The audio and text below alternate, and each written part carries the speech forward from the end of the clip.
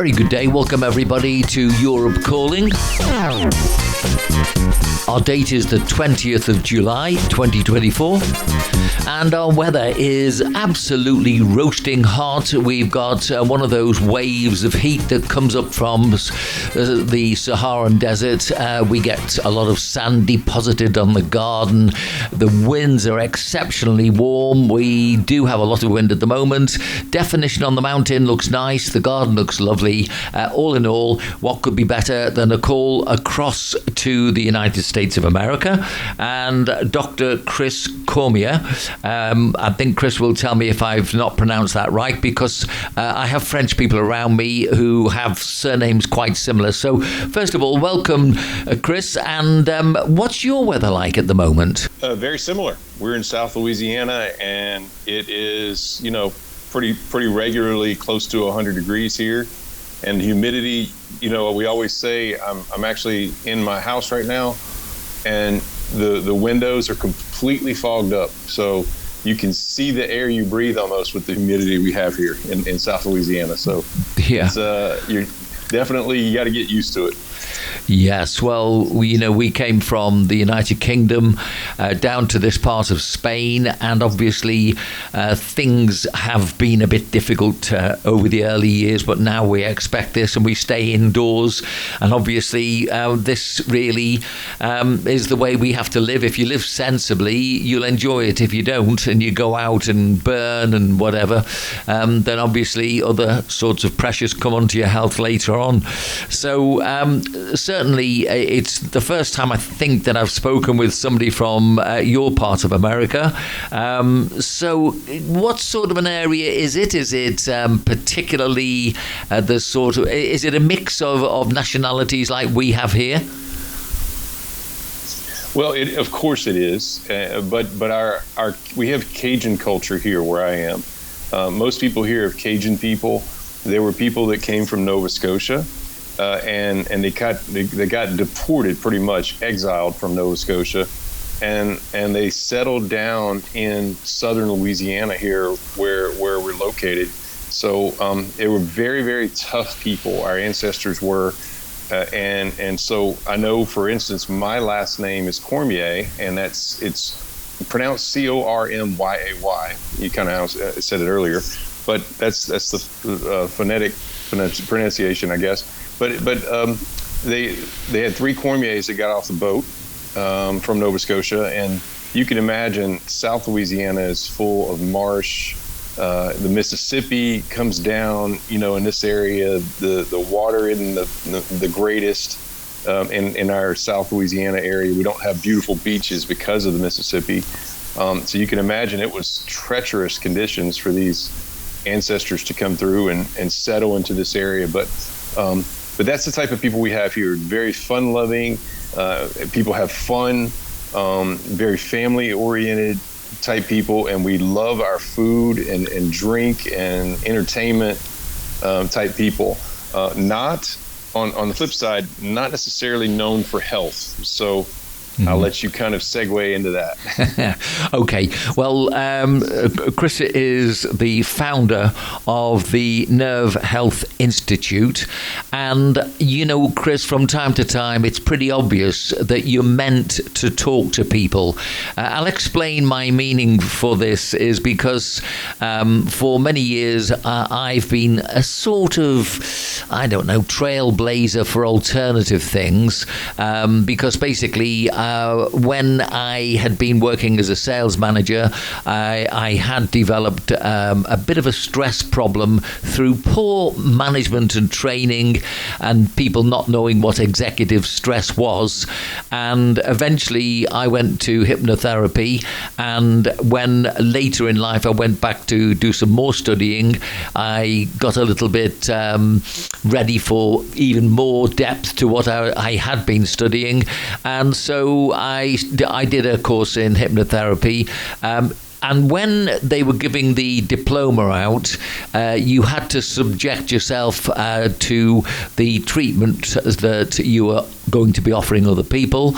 And so I found out a very, very deep couple of things about myself. And from those days onwards, I've kept my mind very, very much open. So that's one reason why possibly we are going to be talking. The second is because obviously I've been very involved in sport all my life. It was by going through an MRI scan that I discovered I got 3 hernias in my spine, and the options that I had were between taking tablets and doing exercises. So I went for the exercises.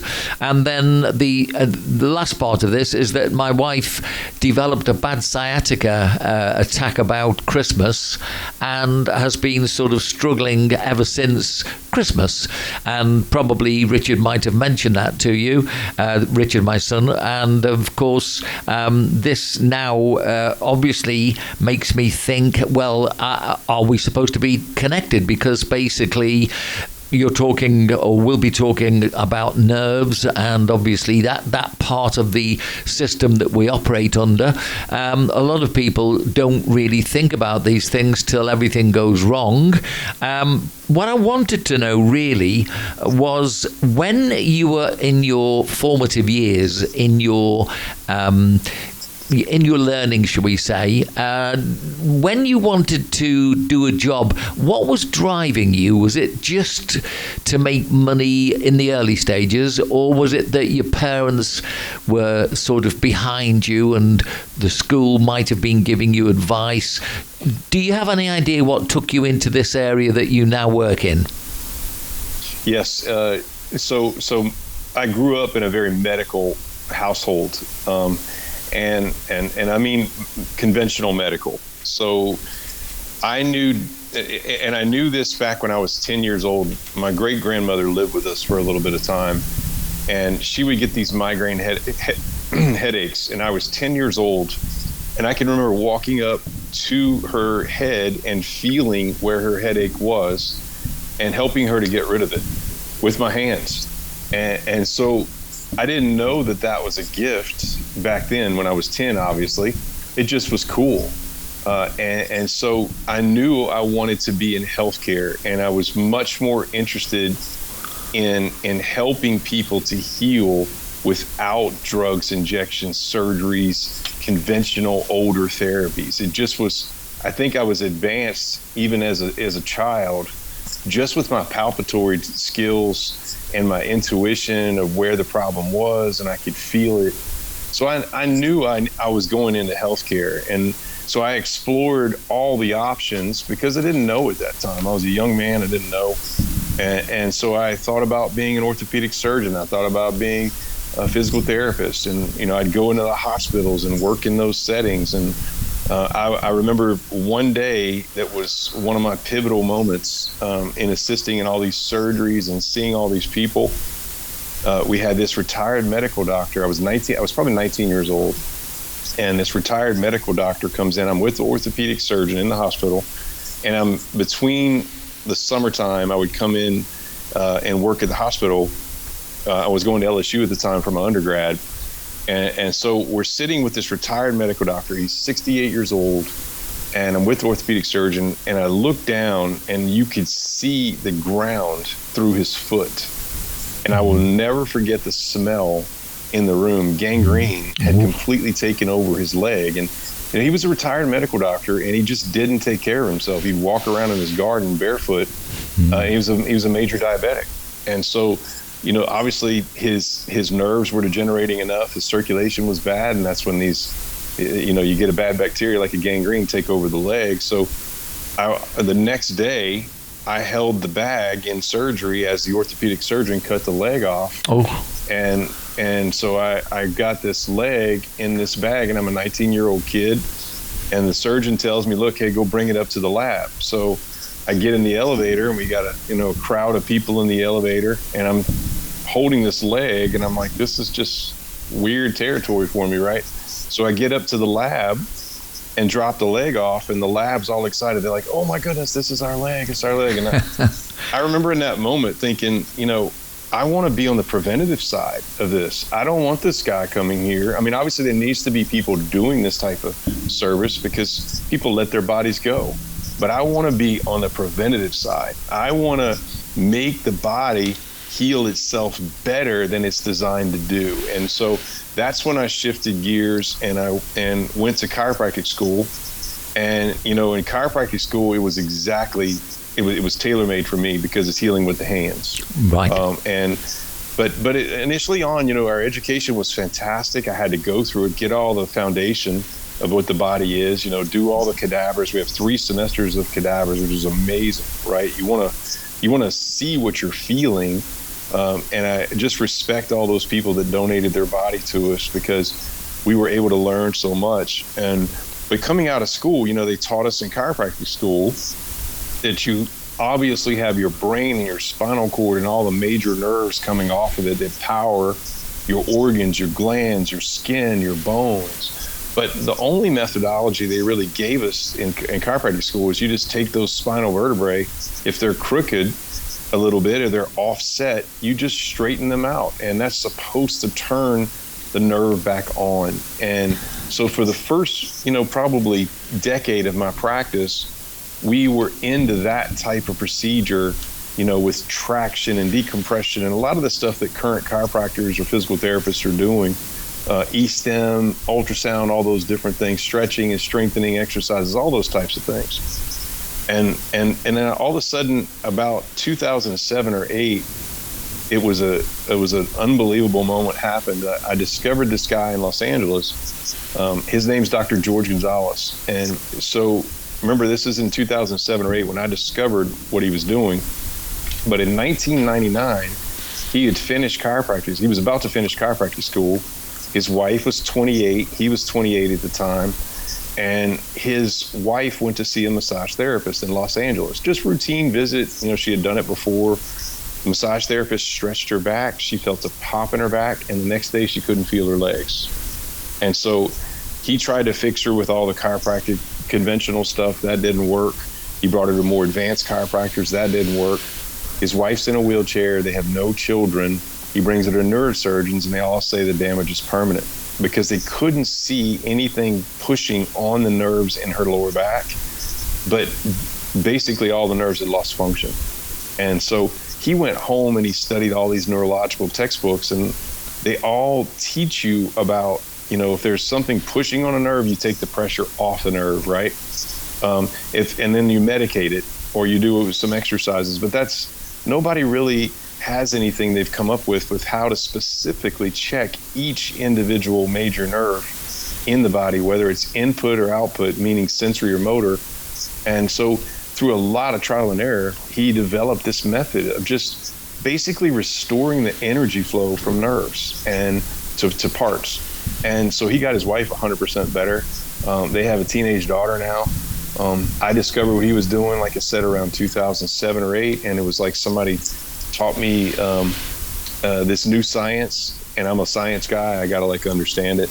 And so once I learned this technique, it was like I was just off to the races. And so it was this. It almost, you want to think of it as exactly, you mentioned it earlier about being open-minded, right? So I think I was kind of closed-minded my first 10 years, where I was like, okay, I only have these things to help my patients and my family. And then all of a sudden, when I opened my brain a little bit, I said, wait, this does really exist. And then I started, going through patient after patient after patient. It's funny because I'm such a science person that I would take a nerve, like we're supposed to test it, and it was weak, let's say. Then I'd go do the old chiropractic method, and then I'd go back and check the nerve, and it still would be weak. And then I would go back and do my new way and get it strong immediately. So I went through this whole transition phase of trying to prove it wrong. And then it ultimately led me to more open-mindedness, to where I was able to discover not only that method, but a bunch of other different methods that I've compiled into this proprietary blend that we currently have. Okay. This is really making a lot of sense and resonating with me, and I'll tell you why. It was because when I had developed this stress problem, and eventually I was so desperate, I was going to the doctors, traditional medicine, they were offering me peppermint and really just nothing. And we were actually, it was outlawed to be advertising. It was forbidden to advertise hypnotherapy, and chiropractors were not allowed to advertise. So I'm giving you a time frame in case there's something I say in a minute which will maybe sound a bit strange, because I'd made my decisions over certain things that hypnotherapy helped me with. But when we came to Spain, and suddenly my back started giving me a bit of a problem, and when we were waiting so long to see people in the hospitals, that I went to a chiropractor, and this would be about 2006 as an approximate year. The guy really did not mention nerves once. All he did, my sport is judo, so when somebody's trying to tie me up in knots and then crunch me, it didn't give me the feeling that I was being particularly helped. So right. It was very interesting, everything that you were saying, because I don't say I have an aversion to doctors, but I think the less that I see of them, normally the better. And I've been on a self-help kick practically all my life. So much so that obviously, because Anne, my wife, has now got this particular sciatica problem, I have been, first of all, with her when she went to the doctors. Now, nice people, I've got to say, the doctors we've seen have all been nice, but they've all tried to just change medicine. And we got to a point where Anne was sitting like a zombie, and she'd been given even morphine. And so I said, one of my other sons and myself, we said to her, look, I think we've got to try herbal medicine, because quite frankly, you're sitting here and you're just being more and more like a zombie, and we don't want you to be like this. So this is what we've been trying. And then coincidentally, Richard obviously has been speaking with you, and before we could say much more, I was being asked to go and look at your website, which of course I did, which makes a lot of sense to me. Nice website, by the way. I like the way you've set it out, and I like the way that you've given links to you offering the explanation of the question on a video, which I think is nice. I like that. Well, thanks so much. Well, I think it's necessary to get feedback, because especially my generation, I tend to like to work from my ears. I think you can kid a lot more with video. I do feel that, especially with the AI and the way that people at the moment, we don't know what's being told as the truth. I do feel that, for me, I still like to hear, and then I normally listen very, very attentively to what the person is telling me, because we've just gone through general elections in so many countries where it's all about what people see rather than what people look critically at and decide to vote upon. So I've just strayed a little bit away, but I felt it was necessary to compliment you on the website. And if I can ask you now, where do you think spirituality comes into anything that you are developing, or had maybe at a point in your life thought more about? Because I feel that is something that I can detect now quite quickly in some of the videos that I get asked to look at, with Anne's sciatica, especially in mind. For example, I was looking at one last week, and this doctor had his stethoscope round. So again, that's just to give you the impression that it's a doctor. Not that it immediately does tell you that, because all it tells you is that there's a stethoscope around this person's neck. But really, what he said was that within the next 80 seconds, I am going to give you this information. And like all the other adverts that we've seen, it took about another 20 minutes of my life that I'll never recover, and didn't give me anything that I didn't already know, which really just annoys me more than anything else. So I wanted to ask you, did you feel there's a spiritual reason in the way that you feel? Yeah, 100%. And so because of the deep-rooted calling that I have and the passion that I have, so there's many doctors out there, and this is not to say anything against any type of healthcare professional, but it's just the facts. Many of them don't practice what they preach. And so I've been the polar opposite, where for all these years, my wife and I have 3 children, my staff, we have tried so hard to keep each other healthy, keep away from ERs as much as possible, keep away from drugs, injections, surgeries. And what we're chasing ultimately is something that the big pharmaceutical companies, and I'm not going to say this in the worst way, because there's some things that can happen great on the medical side, right? Yeah. But for the most part, I want you to think about having your body. There's 2 words that big pharmaceutical executives don't want you to know.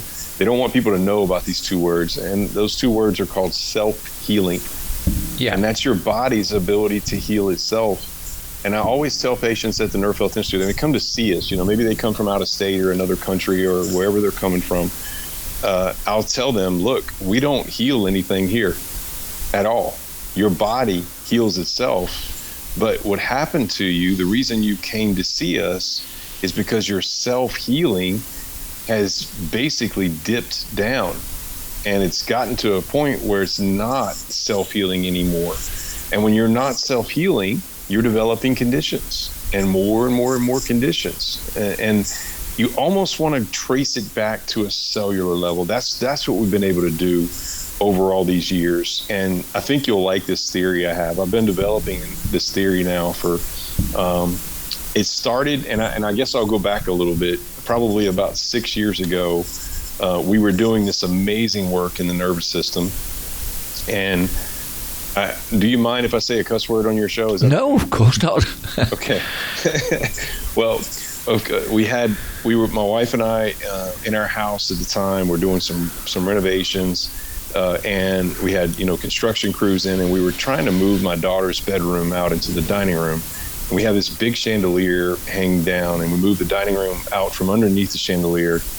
And, I'm 6 feet tall, and I didn't realize I was underneath the chandelier, and I came straight up and had this big dumbass moment, right? Where we all have these moments where we make mistakes on a physical side or, emotional side, all these different things. Maybe it's the foods or drinks you're eating, where it can impact your health immediately. And so I hit my head so hard and compressed all the discs in my neck. All the nerves in my right arm completely shut off. And so I went from the day before being able to lift 100-pound dumbbells to the next day literally not being able to raise my arm. It was completely paralyzed. So I went and had an MRI, similar to you, right? It's, like I said, it's probably 6 or 7 years ago. I can't remember the exact year it happened, but I know it was April 30th, put it to you that way. Yeah. And so I went to see my buddy, the radiologist, his MRI place, and he did MRIs. Obviously, the MRIs were shot. I mean, my neck, my nerves were just compressed. It was nasty looking. He said, look, you need to go straight to the hospital and have a immediate surgery right now. Like, it's emergency, right? So I looked at him and I said, I'm not doing that. And so I went back, and we were already doing amazing things, but I went back and said, we're going to figure this out. And so I was on top of what we were currently doing. I started adding various types of things, and I started YouTubing. I'm like, wait, what do we not have in this clinic that we need to add in? So this whole theory started to happen, and I call it the OWL theory.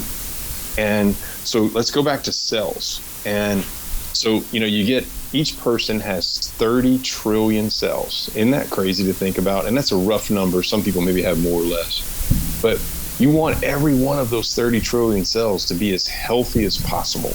But the problem is, I'm going to tell you right now something it's kind of comforting and it's kind of scary at the same time. So there's not a single person in the entire world right now that has all 30 trillion cells 100% healthy. And let me explain why. The world we're in has chemicals, preservatives, additives. It has pollutants, toxins. It has 5G Wi-Fi. In my area, in Cajun land here, South Louisiana, people don't even know what a GMO is.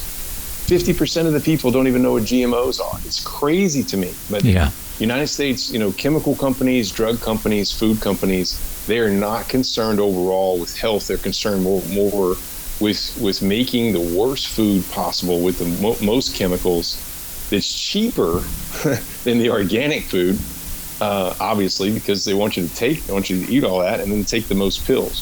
So from our side, we are the reverse. We're trying to get those cells healthy. So why does a cell lose its health? Well, this is my theory. There's 3 most basic ingredients in every single one of those 30 trillion cells. The number 1 ingredient is oxygen gas. Isn't that crazy to think about? You can do without a lot of things, but you cannot do without breathing. Yeah. And the problem with breathing is, number 1, we don't breathe enough over time. And number 2, we don't know what we're breathing anymore with whatever area you're in.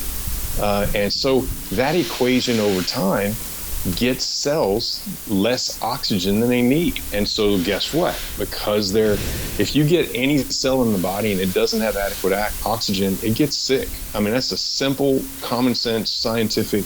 There's not a scientist in the world who can argue that with me. The second most prevalent ingredient, you'll like this, is salt water. And that's why they give people IVs when they go to the hospital. It's salt water, right? So the problem with salt water is people maybe aren't ingesting the right type of salt, and maybe they're not ingesting the right type of water. And Hello? Versus like this beautiful, serene salt water. And that gets the cells sick. So we have ways of helping with that. And then the third most prevalent ingredient in a cell is going to sound weird to your listeners out there, maybe to you too, is light energy.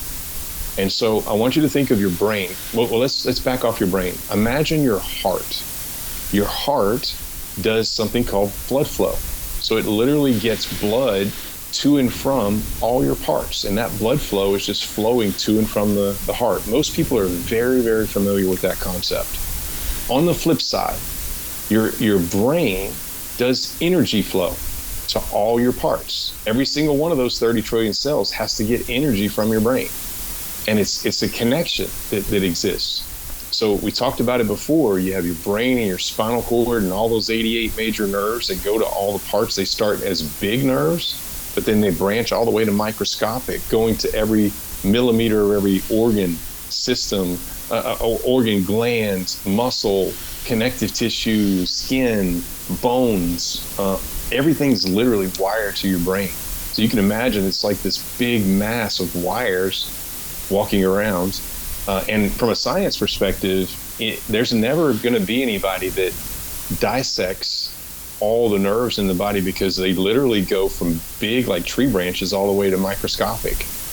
So it's so neat to think about how that wiring is. And so imagine, we talked about, because of all the interference in today's world, going back to everything that you're eating or drinking or breathing in and out, all the environmental things, those environmental stresses can knock off some power and knock off some of those ingredients, those basic ingredients in your cells. But then you also have environmental stress. You also have physical stress. Like me hitting my head on the chandelier, right? That was a physical stress. And then you also have emotional stress. And getting to your hypnotherapy, emotional stress is number one. Yeah. All those three types of stresses, it will literally crash the nervous system and crash the body unless you fix it.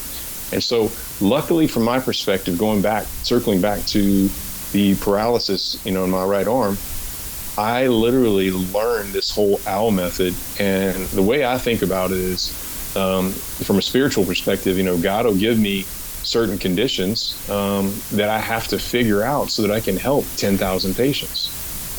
So when I had that particular injury, I was at home trying to figure this stuff out, started theorizing on the OWL method, and literally started adding equipment, devices, methods to my office that got me 100% better.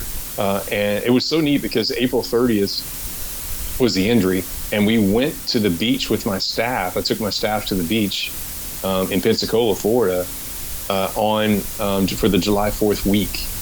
And I was able to, I would say at that point, I was probably 90% better and completely 100% recovered from that injury with no surgeries, no medications. Went from that paralyzed arm to nothing, no deficits whatsoever. So that's the type of stuff we've been able to experience. There's so much more. Oh my goodness, we've been so blessed to help so many people in so many capacities, and the testimonials are all over our walls at our office. They're all over YouTube videos, social media. Certainly we miss a lot of it on camera, but we've tried our best to kind of chronicle it. And the whole mission is just to help people enhance that self-healing and get self-healing to a maximum. I always tell people if their self-healing is 85 to 100%, we're not going to see them in my office. Yeah. They feel fantastic. Look, there's so many things that are really of interest. I did wake up fairly early this morning. I wanted to just refresh what I'd read on your website, and I saw the theory. I've marked up those three O, W, and L so that, we would have discussed these things because, quite frankly, I am working in a totally different way towards something that might even be connected, which might be well worth thinking about. The reason I say this is because I've been working in radio most of my life, and for me, when we look at the way the world is going at the moment, I have a very strong faith. I'm a Catholic. I want to make sure I adhere to the things that I don't see are a big problem. If we've got 10 rules, for goodness sake, if you can't keep 10 rules that make sense, then I think you've got a big problem personally. But I'm not an activist. I will make a comment and I will let somebody know what I think is wrong or right. And I tried to get funding after I went and did my first degree when I was 36. I'd worked as a sales manager and various other things. And then basically I remember when I was teaching some students English from other countries, and they were traveling with me in the car, and we were listening to one of these DJs talking in innuendo, if you like. It was all a bit mucky, bit tacky, and these foreign kids were asking me what was being said, and I really didn't want to tell them. And so on the strength of that, I wrote to the then Prime Minister Margaret Thatcher. I didn't really get much of a reply apart from the standard letter coming back from her office. And then I decided to look a little bit more closely at the lyrics, which your country and the UK are absolutely foul with the lyrics of these rapping artists, polluting people's minds. So again, I wrote to the Prime Minister of England at the time, David Cameron. I cut and pasted some examples of the sorts of words that it would appear that the editors of the programmes at Radio 1, which is the national station, didn't feel was a problem. And when we were talking a minute ago, or you were talking about the oxygen and the water and the light, I had been also quite interested in the what was it called again? The bio, the bio-oral. Wait a minute, I've got the By resonance? There are two ways. There are two ways that it's written up. That was one, but the other one was binaural, I think they call it. But whichever way, it's the sound frequencies, which again travel through water. They travel through light, and I thought this does make a little bit more of a connection than I realised, because we've talked about water, oxygen, and light. Sound will travel through any of those, so maybe there's another connection there, even probably not anywhere near what you've been developing in the nerves. But having said that, when you hear some music that you particularly like, you do sort of tingle, don't you? No, 100%. It's frequencies. It's frequencies. The light is in different frequencies, which are hertz, measured in hertz, and you have all kinds of light. For instance, some light is visible, some light's not visible. Example would be the visible spectrum. The red, orange, yellow, green, blue, all those different colors. Yeah. We can see, but infrared we can't see. X-rays we can't see. Cosmic rays we can't see. And so similarly, with sound, the average human hears about 100 hertz all the way to about 13,000 hertz. And there's so many different sounds that are beyond our hearing that you can't hear, like a dog's whistle, right? They can hear it, but we can't hear it. And the interesting thing is there's some people across the planet that actually can hear that frequency. There's people that can hear up to 20,000 or more hertz. And there's people that can see more frequencies than others. But everything down to even colors, even just objects have frequencies. And it's interesting to think of it on that level and how it can impact our bodies. Well, you see, even though we can't see these things or hear these things, that we know they're there because the animals can see and hear them, or there are other ways of probably getting a reaction or a measurement. I just wondered whether there might be a connection now to what I did today. I thought, well, I've got a bit of a twinge on my back. I'll find one which was allegedly going to be for the spine. I listened to it for about 15 minutes, and maybe it's a psychological thing. It does feel better. It doesn't feel any worse, that's for sure. But it's making me sort of think if there's a bit more to this than meets the eye. Because I do know from when I was making my radio programs and when I make my podcasts that there are things that certain people obviously will like because of the content. But we all do know that certain voices have more of an appeal than others. And other voices can totally and utterly grate and make somebody not want to even listen to what that person's actually got to tell us, when maybe the message is a good message, but it's the voice that they don't like. So I find this is possibly another area which might be into the mix. Probably isn't, but it's worth me looking at from what I do, There's no two people that have the same eye color. Isn't that crazy to think about? There's no two people that have the same voice. And it's all different frequencies. Yeah. Isn't it interesting to think about that? It is. I mean, it's absolutely amazing. And the one thing that I know that I have got something that was different was when I was doing my radio show here in Spain. I could pick somebody's voice up within a second, and people used to make comments on it. How do you know the voices? I don't know what it is. Is it my memory? Can be my memory, or could it be the memory of that particular resonance and the frequency? I mean, I really don't know. All I know is that it's enough of an interesting point to actually just make sure that I did mention it to you. And then, of course, to another rather strange experience I had last Monday, which was to go through the PETS machine. Now, my wife and I was with my wife up in the surgery, and basically it was based it was Anne that actually said, "Oh, Vince hasn't had his prostate checked for a while." I'm not the biggest fan of that particular check, but out of the blue, I got a message from the hospital to go along, and I thought, "Oh, here we go. It's going to be an embarrassing moment," but it wasn't. They sent me a message asking me. Now, I checked the information that you were giving on your website, and it was slightly different. So this might be of interest to you. What they said I had to do, I had to buy an enema. And I had to take that at midday. I was going to the what I did later find out was the tube at 4 o'clock, and I wasn't to eat for 6 hours before the event, which I thought was a bit strange at the time, but I just hadn't thought it was going to be another tube. And then when I'd finished, in fact, before I went through the tube, the very nice young nurse was telling me that there was going to be contraste, and then he put a needle in one of my veins, and it was all to do with contraste, which probably is the English word contrast, but it was a word I didn't know.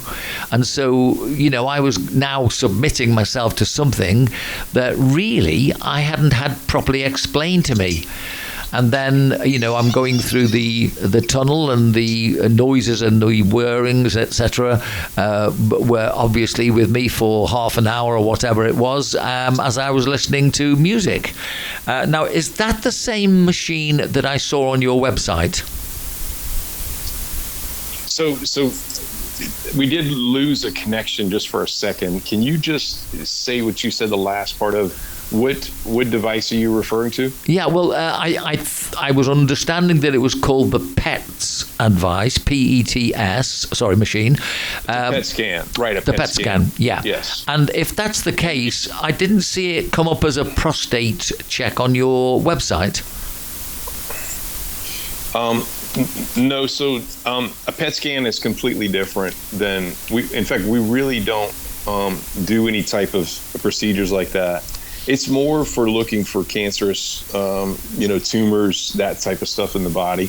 And so from our perspective, we are trying to look for cells that maybe are unhealthy. And then we're trying to restore health back to those cells. So we have various different diagnostic procedures we do. And so like the first procedure we do in our office is number one, we want to take a very thorough history. So I think if you think about the traditional medical route, I mean, there's a doctor for your prostate, there's a doctor for your bladder, there's a doctor for your thyroid, there's a doctor for your shoulder, there's a doctor. I mean, it's like, where does it stop? Yeah. So you go to one, and then they're like, oh, but your shoulder's an issue, but you got to go to the neurosurgeon because it's your neck too. And it's like, where does that end? So from our perspective, we try to look at the whole body. And so the first thing we assess in the body is the nervous system. So we want to get into your brain, check the 88 major nerves, and we do this through manual testing. In my opinion, the only accurate method is to do manual testing. You have to know, you can imagine how complicated it is. I mean, to know exactly what nerve goes where, what does it power up? I mean, I'm going to give you an example. Your foot, when you put your heel on the ground and you turn your foot out and up, well, that's not happening magically. There's a nerve that's providing, or your brain, number one, is sending energy down through your spinal cord, through a nerve in your lower back, and it's specifically your S1 nerve, your sacral 1 nerve, the first nerve in your sacrum down on the right side. Right. And it'll go down through your leg and into that muscle to make it work. And so I always tell patients, how do I know that if I chop your leg off, that muscle's not going to work anymore? It lost its power supply. Yeah. So, and we can argue there's a vascular component to it as well, right? These nerves need blood flow too. So, but the bottom line is all these systems are working together to just allow you to pick your foot up. So when we're checking that respective nerve, you can imagine I'll have elite athletes come to see me. I have, children coming to see me. I have elderly coming to see me. So every person's strength in that S1 nerve is different. And it takes hundreds of thousands of visits of testing over and over and over to develop a skill set where you're actually figuring out, hey, is that weak or not? And then how do I test it, Yeah. So the first step is going through and testing all these major connections. And we go through the 88 major nerves. We check all 88 major nerves. And then we figure out exactly which ones are weak. And then we tell you, like a cell phone, exactly what percentage powered up you are. A lot of our patients come to see us and they're 30% on the first visit. And I always tell patients, as we're checking each one of these major nerves, don't be scared, because we're going to find a bunch of weaknesses in your body. Don't be scared. It's okay. You're going to hear me say, oh, that one's weak, that one's weak, that one's weak, that one's weak, out of the 88 major nerves, right? So if the majority of those were on, they wouldn't be in my office. They'd feel great. So obviously we're going to find a bunch of weaknesses. And so as we're going through, I always tell the patients, you think about your brain and the way it works. It should be self-healing, but it's not. And so part of the self-healing jumpstart process is making your brain aware of where it's lost power. And that's all we're doing. So through these 88 checks, we're going through and checking these areas that you've never had checked in your whole life. I mean, who's ever told you to hold your eyebrows up and adding resistance, or making you balance in different areas just to see if the nerve that makes you balance is working, or making you swallow or cough, or pushing your tongue into my finger to one side to check the most important nerve called your vagus nerve in your body. I mean, and there's so many of these tests that people have never had done in their entire life. So when the brain feels a weakness to a part, it's very similar to, let's say in your house you lose power. Well, the first thing you got to do is call the power company and let them know you lost power. If you don't do that, you might be without power for days or weeks.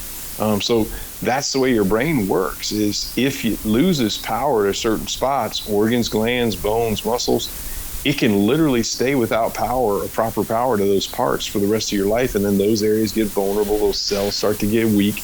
And you can imagine the whole process of conditions and illnesses and sicknesses just start to happen in that whole gamut. So from the get-go, that's the stuff we do. We start that testing.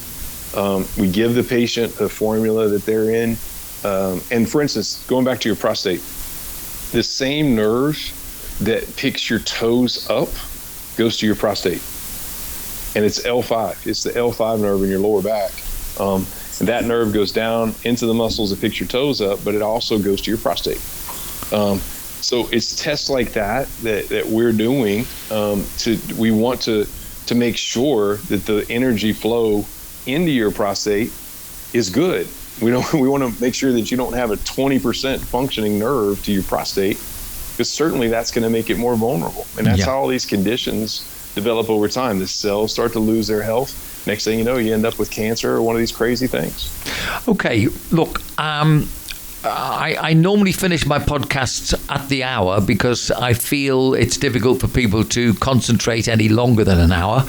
And I've got another couple of questions I wanted to put to you. First of all, we have a very large amount of people who are they are interested in tapping as a health improvement source, and I wanted to know whether or not, well, first of all, it must be tapping on certain points, must be like karate in some respects, looking for weaknesses or points that you can make weak.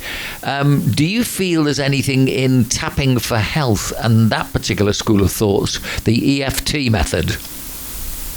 Yes, for sure. You're stimulating the sensory part of nerves. So remember, your nervous system works with input and output. So if I'm going to pick up my right foot, like we mentioned before, that's output. There has to be energy going from the brain down through the spinal cord, through a nerve, into the muscle, making your foot come up.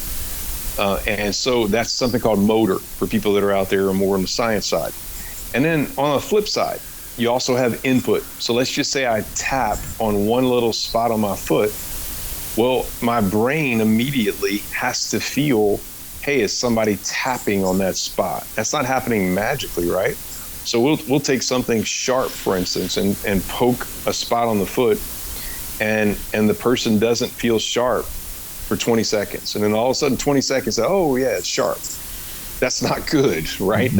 That means you're not magically like feeling the sharp. You should feel it instantaneously if the energy flow through the nerve from your foot, up your leg, up your spinal cord into your brain is saying, hey, sharp. If it's quick, it should be an immediate impulse. You don't want somebody walking up and stabbing your foot, and 20 minutes later you're like, oh my goodness, somebody stabbed me. And so tapping is in that capacity. It's helping to stimulate the input into the brain to various parts of the body.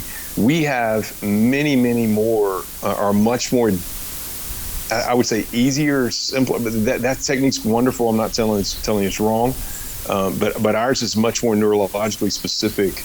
And when a patient comes to see us, we're able to give them neurological specific exercises based on their weaknesses for stimulation of those nerves at home. Because ultimately what I want to happen is I want to get people well and then teach them how to keep themselves well where they don't see us as much. I always tell patients, I love you, but I don't want to see you every day. I mean, we want you to learn what to do to help yourself. Yeah. And on that note, a lot of patients can't fly in to see it. Some can, they have the luxury of doing it to get here, but other people can't. And so we've made a big shift over the last few years. You know, my mission has been to help people worldwide. I can't tell people enough. It's just a deep calling that I have. And so we've really found some amazing things for home. And we're putting this together. It's not currently up on nervehealth.com. There is an at-home section on nervehealth.com that people can go to. And if you're on the website now, you can see it. It's about to be a much more thorough at-home section where there will be an area for we call it Feel Better Fast at Home. And there's exercises, neurologically specific exercises for, let's say you get a sinus infection. We have 5 or 6 different methods. You get a headache, we have 5 or 6 different methods. They're easy, back pain, neck pain, all these different things that you can do from your house with minimal to zero equipment, just knowing what to do, how to stimulate the nervous system. Much more specific than just tapping, even though, like I said, that has some validity, certainly. I love when people are somewhat engaged in, hey, this is a body I have to manually stimulate versus just popping a pill. That's not how it works. So, but other things on that at home section, we have these devices called body chargers, and these are devices for any of your listeners, it goes back to frequency. And we talked about sound frequency, light frequency. We talked about all the frequencies that are there. Well, think about, your body has 30 trillion cells. Every single one of those cells should be tuned up like a guitar string. And each one of those cells, maybe your thyroid cells have a different frequency than your red blood cells, and your prostate cells have a different frequency that they're supposed to be tuned, just very similar. Think of like a trillion guitar strings with different sounding tunes. Well, we talked about all the interference in our world causing the cells to get unhealthy, and they lose their tune and they lose their frequency, and they can't do what they're designed to do. So we have these devices called body chargers. There's 3 different ones, and they try to target specific areas of the body to get the frequency back into those parts to change your health. And people can use these at home. They're one of the most amazing things I've seen for home health in 25 plus years. Well, we've been, over the years, getting various things like an acupuncture kit, which I picked up from Australia, I think it was. Obviously, the EFT, I've been looking at that over several years. I look very, very carefully at the food that we ingest, because I think there are a lot of people who don't really see the connections between people waddling around terribly overweight, creating lots of different problems around the body, and the food they eat, they just don't see it, and drinking the beer and all that sort of stuff. So I feel that when we talk about self-help, I think too many people don't really even try to help the doctor when they go in. I mean, they'll go in, we know people that have said to the doctor they don't smoke, yet we know they do smoke. And then when maybe the doctor makes a comment or asks them to do certain thing, thinking that they're not going to be smoking while the action is taking place, that particular person obviously feels they've kidded the doctor, but they haven't. They've only really deluded themselves. And sadly, I think all this is part of the self-help, which incidentally was part of Margaret Thatcher's government. The whole conservative thing during the early 80s was, work hard and know thyself. Well, unfortunately, we look at the UK from Spain and we see an utterly different and changed culture, which I think is part and parcel of a media problem that we have. Plus, I won't go into it today, but I mean, there are people that just have never even talked about Agenda 2030. And in our last two podcasts, we looked at the World Health Organization and we looked at genetically modified mosquitoes, which Bill Gates is trying to unleash into Valencia. And then when I go to check it out to make sure I'm giving people the right information, I'm told that, it couldn't possibly be right. I find that there is a big agency in Florida, and yet there are people trying to tell me that nothing exists in Florida, and that's not. We haven't even got near the World Economic Forum. So I think for those people who are desperately trying to help people battle this horrible planet, the way we live at the moment, and give us some good ideas, I think the very least I think I can ask you to do, Chris, is tell us and our listeners where the website can be found and what would be the best steps for anybody who's interested in helping themselves to get in touch with you. Right. So the easiest route, number one, is to go to the website and just please feel free. We have so much content. It's absolutely and all my content, I just want to make sure your listeners understand, this is nothing about fame whatsoever. It's literally every minute of every part of my day has been to help people. And so our content, our books, I've written 3 books. You can get the Feel Better Fast book on Amazon. It's out there. And it just goes through my OWL method. It gives you suggestions for home. We also have another book called God's Amazing Machine you can get on Amazon. And that goes through many, many different strategies. Keep in mind the books that I've written, there are things that we've discovered. When I first started writing books, it was in, I think, 2010-ish, was when Hidden Diagnosis came out. I have to go back and look at the copyright. But obviously, we've made so many advancements since then because we're always advancing. But there are things you can read in the Hidden Diagnosis. There are things you can read in God's Amazing Machine. And I wrote God's Amazing Machine, interestingly enough, for kids. And specifically, I don't mention Jesus. I am Catholic. I don't mention Jesus in the book because I was trying to appeal to everybody. Most people believe in a higher power. And so when I wrote that book, I was just trying to appeal to everybody's spiritual belief. And so we wrote it for kids, actually. But adults love that book. It's got all kinds of self-help exercises. And it teaches you how God made our bodies. It's that cool. So there's all this information contained in those 3 different books. And then the Body Chargers discovery, we finished Feel Better Fast in 2022. And then we made the discovery of Body Chargers in September of 2023. So from our website's perspective, if you just want more information, you want to just try to help yourself at home, we have a ton of information through those books. But we also have, if you're not a reader, we have tons of videos that you can just go watch.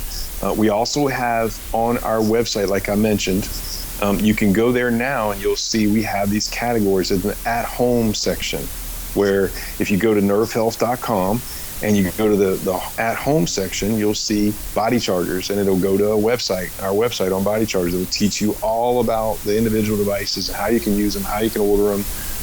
They're affordable, and they're one-time purchases. You don't have to like purchase anything after it or have any kind of monthly subscription or anything like that. But you can get to use them at home, and they make you aware. Like once you start to use frequencies, if you hit the right frequency, if you set it right on the device, there's bunches of frequencies on it. If you set the right frequency and you have it on your body, you will feel results. If those cells need to be tuned up, and you're tuning the right one, it's very similar to guitar string. You know, if you got 5 guitar strings, I'm not a musician, but whatever, how many guitar strings, you have 5 of them, and one of them's not tuned up right. Well, if you're trying to tune up the other strings, you're missing the one that should be tuned up. That's the way the body works. So let's say you get one of the devices, and maybe you want digestive help, and maybe you got it set on the pancreas setting on one of them, and that's not helping you, and all of a sudden you shift it over to the bile setting, and it starts to help you. That means you targeted the right frequency. Yeah. So it's wonderful in that capacity. It like teaches you how to help yourself at home. And then once people get results, oh my goodness, they love those devices. They love them, and they order more, and their family gets them, and the family gets awareness on how to take care of their bodies through frequencies. So those are there in place. And then we also have, remember, the Feel Better Fast at home section of our website. That's where you can log in and get access to exercises specific for conditions. We're going to be adding many more conditions to it. Right now, I think we have sinus problems, we have headaches, back pain, and neck pain. And then we also, on that at-home section, we're going to be adding a bunch more of all these are things that we do at my house. And I invent all kinds of stuff. Like I have a product that I invented for air, and it cleans up the air in your house, in your indoor air or office naturally. And we actually brought it to a university here, and we had to test it in the microbiology department. And I can't tell you that it kills all kinds of stuff. But on the test, the microbiologist, we have the report. In the United States, there's a clause that says if it has just essential oils in the formula, you can't get it approved as a drug. So I technically can't say everything that it killed and does, but I'm not really worried about that. We know the results. It works. It's got lemongrass, clove, cinnamon bark, and peppermint. There's a website you can go to. We will have this on the new version of the at-home, but it's oil to air. So the regular word oil to the number 2 air.com. And that's a product you can get, a diffuser that we have that we invented, hooks on your return air, and it circulates that air throughout your house all day long. Chris, I'll get you to, if you will, just stay on the line. I'll finish this now, and then I'll come back straight to you. So thank you very much indeed. And I've just been speaking with Dr. Chris Cormier, and I'll put some of the addresses and links so that people can go straight from the podcast to your website. And if you'll stay on the line, I've got a couple of things I'd like to just discuss with you. Thank you, Chris. Thanks so much for having me. Thank you very much indeed.